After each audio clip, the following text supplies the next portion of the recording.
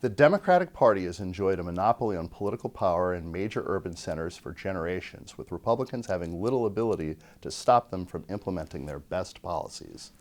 Our Amy DeLaura lays out what happened in 5 cities where Democrats had unchecked political power. No hide. That's right. Good job, boys. Democrat-run cities have long been symbols of dysfunction, plagued by crime, failing schools, homelessness, and crumbling infrastructure. Smaller urban areas, including Baltimore, Denver, Minneapolis, and Portland, are mirrored in the same struggles, but often with fewer resources to fight back. Despite spending more than $18,000 per student, far more than the national average, Baltimore City Public Schools routinely ranks among the worst in the nation. Only 16% of Baltimore's 8th graders were proficient in reading, and only 8% in math. Baltimore has long had a corruption problem that permeates every city agency. In 2010, then-Mayor Sheila Dixon was forced to resign after she was convicted of embezzlement from funds intended for needy families. In 2019, then-Mayor Catherine Pugh resigned after she pleaded guilty to tax evasion and conspiracy charges in connection with funneling hundreds of thousands of dollars for healthcare nonprofit groups to her own benefit.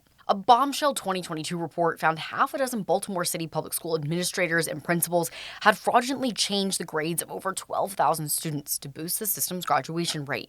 And in 2024, former state's attorney for Baltimore, Marilyn Moby, was convicted on 2 counts of perjury and 1 count of making a false statement on a mortgage application. Maryland legislators recently wrote, quote, "The level of fraud in Baltimore City schools is like a cancer. It has metastasized, almost completely unchecked for decades." Baltimore's current mayor, Brandon Scott, has so far managed to avoid any corruption scandals, and while he has invested hundreds of millions of dollars into the school system, the city's test scores have not improved and still rank among the lowest in the nation. Baltimore has not had a Republican mayor since 1967.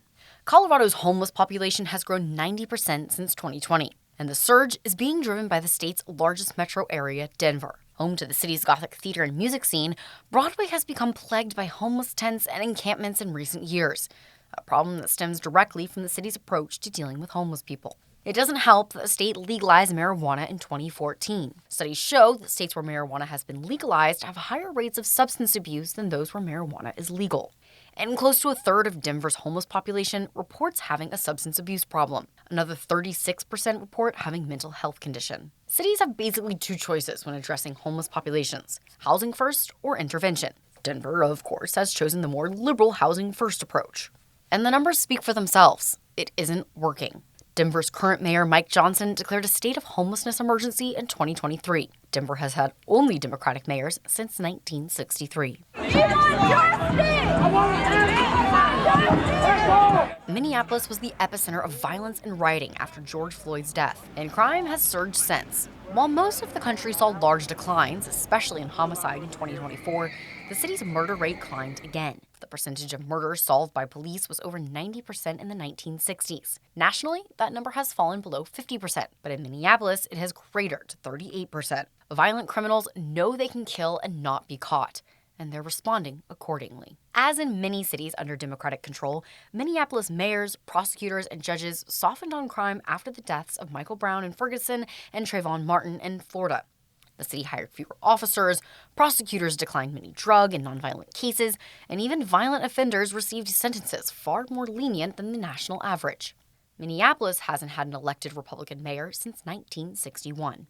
Portland, Oregon has long been a mecca for left-wing politicians. Subsequent Democratic mayors have spent generously on the city's Clean Energy Fund and Preschool for All, neither of which solved climate change or reduced income inequality in the city. But they did cut millions in spending for road maintenance, and now Portland drivers are paying the price. According to a recent audit by the Portland Bureau of Transportation, 64% of all streets are in poor or very poor condition.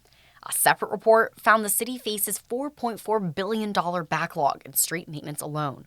Portland has not had a Republican mayor since 1973. When leaders prioritize ideology over accountability and basic governance, ordinary citizens are left to shoulder the burden. They're all the same. They're all the same.